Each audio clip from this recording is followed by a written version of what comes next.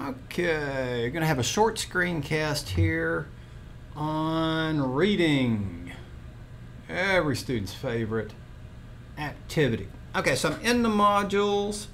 Hopefully you have ordered a book. You probably won't have the book at this point. Rented a book. Remember, $7.99. This is not going to cover how to get to Cengage and all that. Remember, that was a previous screencast. I just want to talk about the activity now. So, for reading, how do you read?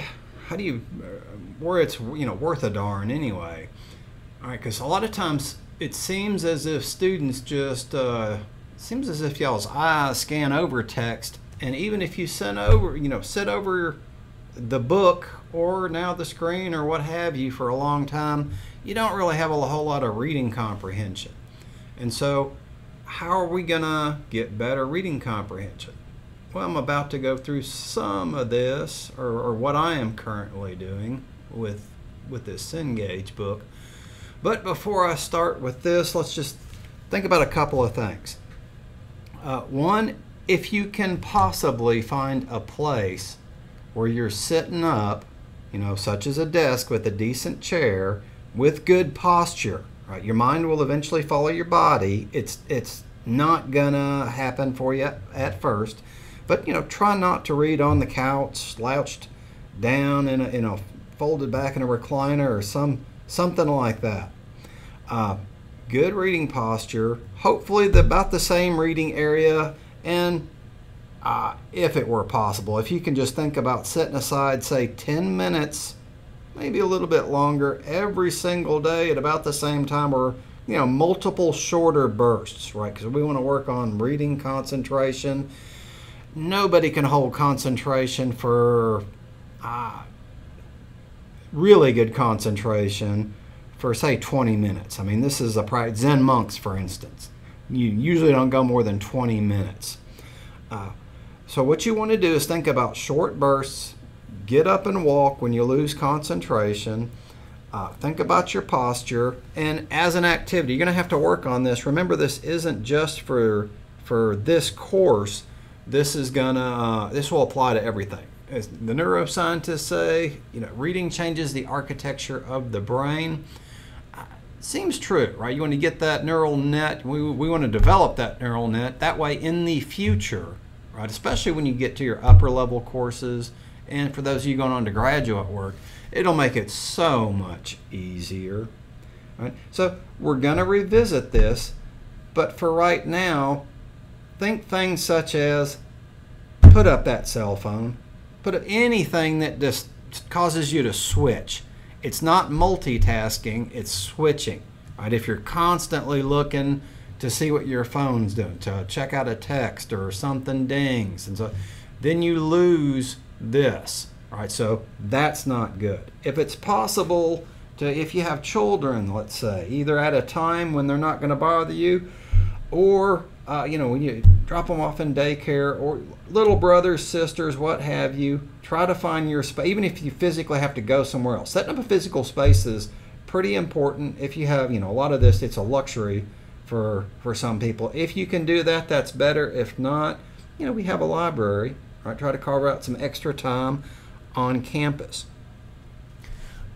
All right, I want to keep this screencast pretty short, so I'm going to jump right into this. First is, with any text you are looking at, pay attention to the big headers. This is here to help you. Preview material. Well, that's a chunk of material, right? Before history, Paleolithic, right? This is it's the same thing in the book. It's exactly the same. Neolithic. You can take these, just take them one chunk at a time. If you find you're losing concentration, take a little break, don't think about this for a minute, and come back. What I think happens, and students said this happens with me too if I do it too long, is the Valley of Kings, Luxor, Egypt, and then your mind wanders. Right? I'm exaggerating here a little bit. You'll get farther than that. But after a while, people's eyes sort of scan, and it's not registering. Right? That's what we mean by develop, or it's what I mean by develop this. Well, one, make it active. So here I've highlighted this. I don't know if this is showing up for you guys. right now or not. I've tried looking at it as a test student. It won't let me view what I've done as a test student. So I may include this as a question in the future. Just start with something. So with a physical book, maybe it's just underlining. Feel free to write in the margins. Right? Anything to actively engage with the text. So here, what I am doing, hopefully you can see this on in your own books, and this is, I'm not going to do this every single time before reading questions, and indeed that's the reading. It's not really the point just to get through reading questions. You want to develop this skill. All right, you don't, truth be told, you don't even have to read the whole chapter to get through a lot of the reading questions. You could go through and selectively do it. At least you're starting with something. All right, so a pronounced overbite. Would that struck me? Would that strike you? Not necessarily, right? Your concerns are different concerns, but I want you to come up with a process is the idea. So if you were using the online book, this is just a note I've made to myself.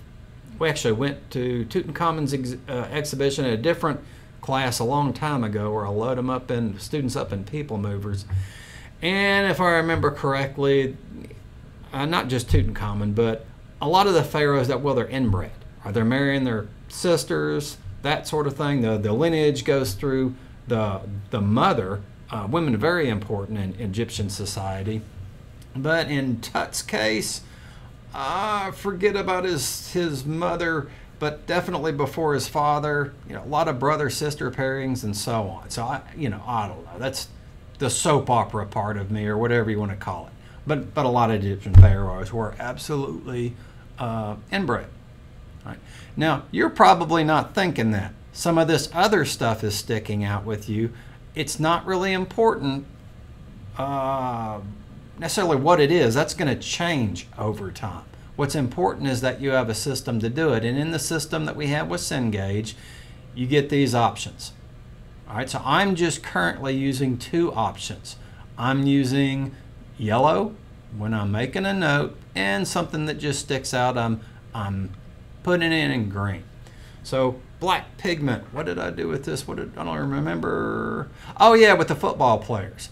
All right, so one of the things I would talk about if we're in class, or if I do a screencast where I just go through the whole chapter, same thing, right? Just like football players put the black stuff under their eyes, Egyptians, especially prominent, aristocratic, not necessarily just the pharaoh, but in that league. All right, they would keep the sun out.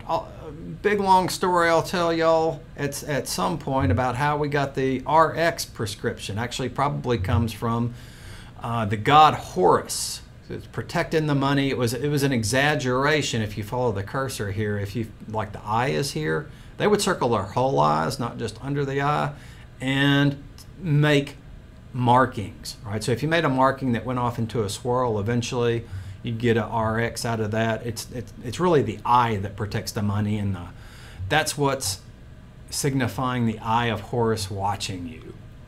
All right. But I'm in a different section here now. Prehistoric art, stenciled handprints. These actually go way back. Australia's, I believe, is what it was. I was going to look this up, and I want to say off the top of my head around 40,000 BC. I haven't actually looked it up yet, but it's way before the cave drawings. Again, something that stuck out to me. So you see my process here. I'm going to keep going forward a little bit.